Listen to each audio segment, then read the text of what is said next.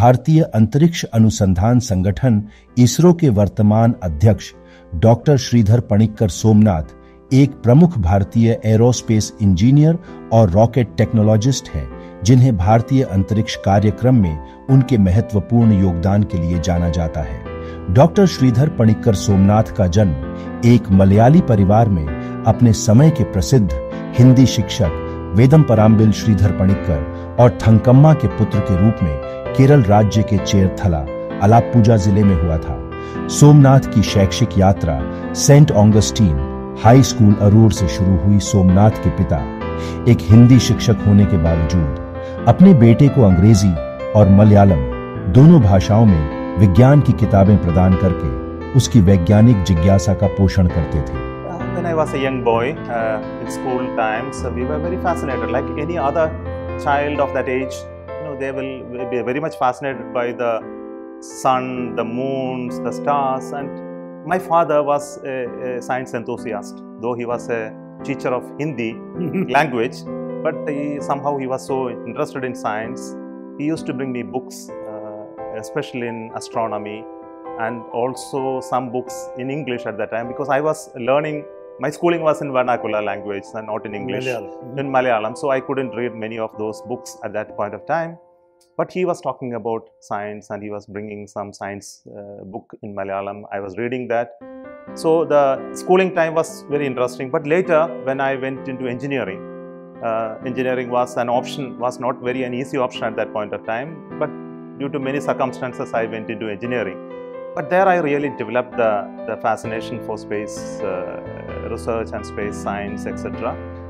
In fact, there is no specialization possible. There is no specialization. I was a mechanical engineer when I graduated, but during course itself I was interested in propulsion. I went and asked my professor, why can't you take a course on propulsion, which was not offered in the college. Then he said, yes, I will study and teach you. So 10 of us joined together to take that course, very first time in my college. उन्होंने समर्पण और जुनून के साथ अपनी शैक्षिक यात्रा आगे बढ़ाई। महाराजा कॉलेज एर्नाकुलम से अपना प्री यूनिवर्सिटी कार्यक्रम पूरा किया। उन्होंने Thangal Kunju Musaliar college of engineering, Kollam, Kerala विश्वविद्यालय से मैकेनिकल इंजीनियरिंग में स्नातक की डिग्री प्राप्त की और डायनामिक्स एंड कंट्रोल में विशेषज्ञता के साथ भारतीय विज्ञान संस्थान बेंगलोर से एरोस्पेस इंजीनियरिंग में मास्टर डिग्री प्राप्त की। अपनी स्नातक स्तर की पढ़ाई के बाद सोमनाथ 1985 में विक्रम साराभाई अंतरिक्ष केंद्र में शामिल हो गए। वह अपने प्रारंभिक चरण के दौरान ध्रुवीय उपग्रह प्रक्षेपण यान पोलर सैटेलाइट लॉन्च व्हीकल परियोजना से जुड़े थे। वह 2010 में विक्रम साराभाई स्पेस सेंटर के एसोसिएट डायरेक्टर और geosynchronous satellite launch vehicle mark 3 के प्रोजेक्ट डायरेक्टर बने। वह नवंबर 2014 तक propulsion and space ordnance entity के डिप्यूटी डायरेक्टर भी थे। जून 2015 में उन्होंने वलियामाला, तिरुवनंतपुरम में लिक्विड प्रोपल्शन सिस्टम सेंटर के निदेशक के रूप में पदभार संभाला और जनवरी 2018 तक सेवा की सोमनाथ ने की। सिवन से विक्रम साराभाई अंतरिक्ष केंद्र के निदेशक के रूप में पदभार संभाला, जो भारतीय अंतरिक्ष अनुसंधान संगठन के अध्यक्ष बने जनवरी 2022 में उन्होंने के। सिवन के बाद एक बार फिर भारतीय अंतरिक्ष अनुसंधान संगठन के अध्यक्ष का पद संभाला। विज्ञान के क्षेत्र में उनके योगदान के सम्मान में सोमनाथ को 25 सितंबर को 18वें वार्षिक दीक्षांत समारोह के अवसर पर SRM institute of science and technology Tamil Nadu द्वारा डॉक्टरेट ऑफ साइंस से सम्मानित किया गया। 23 अगस्त 2023 को उन्होंने इसरो अध्यक्ष के रूप में अन्य उल्लेखनीय वरिष्ठ इसरो वैज्ञानिकों के साथ चंद्र सतह के दक्षिणी ध्रुव पर चंद्रयान 3 की सॉफ्ट लैंडिंग का नेतृत्व किया। उनकी अध्यक्षता में इसरो ने चंद्रयान 3 नाम से तीसरा भारतीय चंद्र अन्वेषण मिशन चलाया।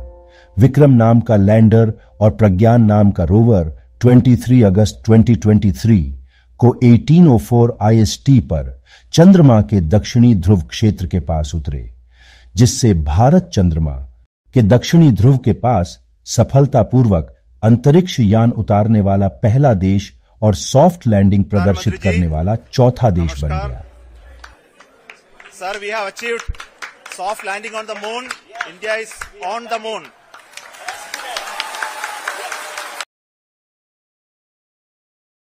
सोमनाथ ने विक्रम साराभाई अंतरिक्ष केंद्र तिरुवनंतपुरम के निदेशक और तरल प्रणोदन प्रणाली केंद्र तिरुवनंतपुरम के निदेशक के रूप में कार्य किया। सोमनाथ को लॉन्च वाहन डिजाइन में विशेष रूप से लॉन्च वाहन सिस्टम इंजीनियरिंग, संरचनात्मक डिजाइन, संरचनात्मक गतिशीलता और आतिशबाजी बनाने की विद्या के क्षेत्रों में उनके योगदान के लिए मर्यादा साथ जाना जाता है। चंद्रयान 3 मिशन सोमनाथ के नेतृत्व में इसरो ने सफलतापूर्वक लॉन्च किया। 14 जुलाई को लॉन्च किए गए अंतरिक्षयान ने 5 अगस्त को चंद्र कक्षा हासिल की और 23 अगस्त 2023 को शाम 6:04 बजे इसने सफलतापूर्वक अपना मिशन पूरा किया। यह उपलब्धि अंतरिक्ष अन्वेषण को आगे बढ़ाने के लिए सोमनाथ की प्रतिबद्धता को रेखांकित करती है। सोमनाथ ने भारतीय अंतरिक्ष अनुसंधान संगठन इसरो को 35 वर्ष से अधिक समय समर्पित किया है। सोमनाथ के प्रभावशाली करियर पथ और उपलब्धियों ने उन्हें अंतरिक्ष अन्वेषण के क्षेत्र में अच्छी खासी प्रतिष्ठा दिलाई है।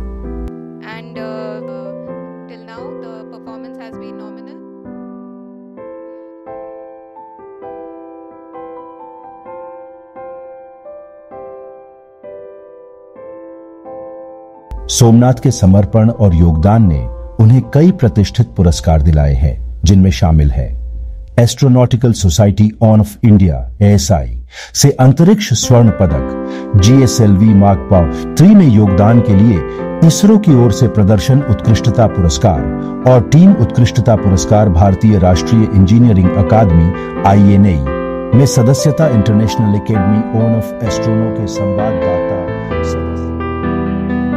सोमनाथ ने वलसाला सोमनाथ से शादी की, जो वित्त मंत्रालय के वस्तु एवं सेवा कर GST विभाग में अधिकारी है। साथ में वे 2 बच्चों माधव और मल्लिका के गौरवान्वित माता पिता हैं, जिनमें से दोनों ने इंजीनियरिंग में स्नातकोत्तर की डिग्री हासिल की है।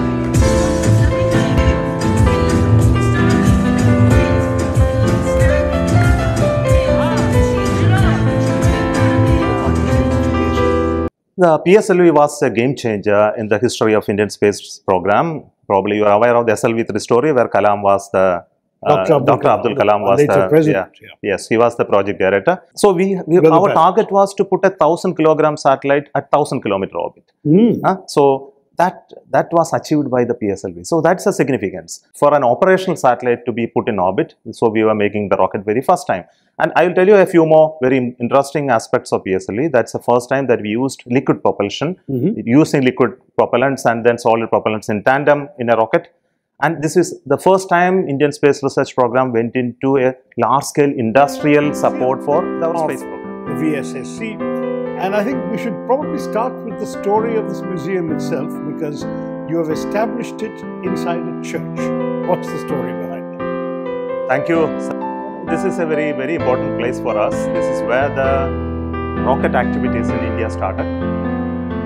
When Vikram Sarabhai located Tumba as the place to start the space program.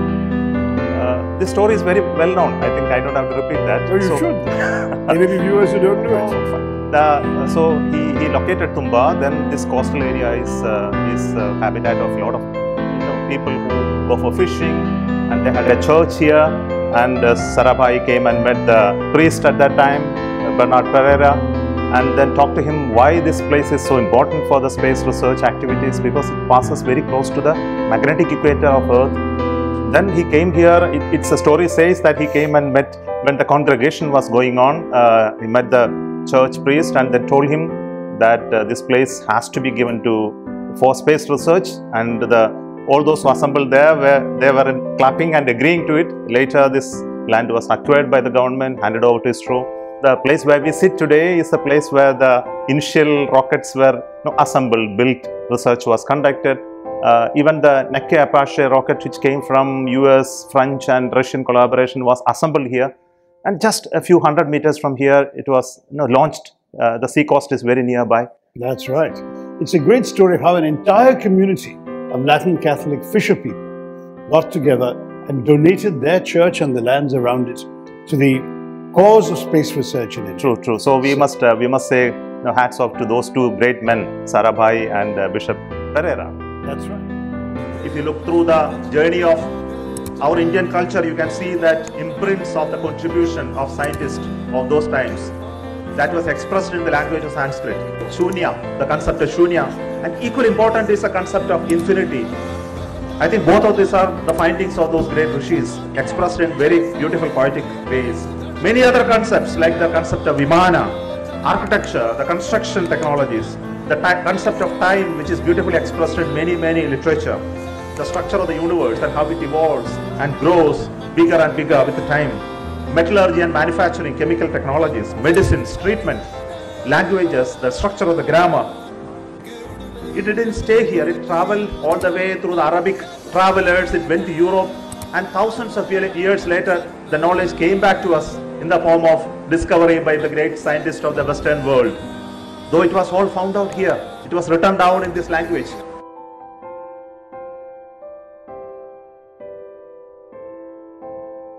ISRO की विभिन्न परियोजनाओं, विशेषकर प्रक्षेपण, यान प्रौद्योगिकी और चंद्र अन्वेषण के क्षेत्र में सोमनाथ का योगदान भारत की अंतरिक्ष क्षमताओं को आगे बढ़ाने में महत्वपूर्ण रहा है। उनका नेतृत्व और विशेषज्ञता देश के अंतरिक्ष प्रयासों और अंतर्राष्ट्रीय साझेदारी को आकार देने में महत्वपूर्ण भूमिका निभाती रही है।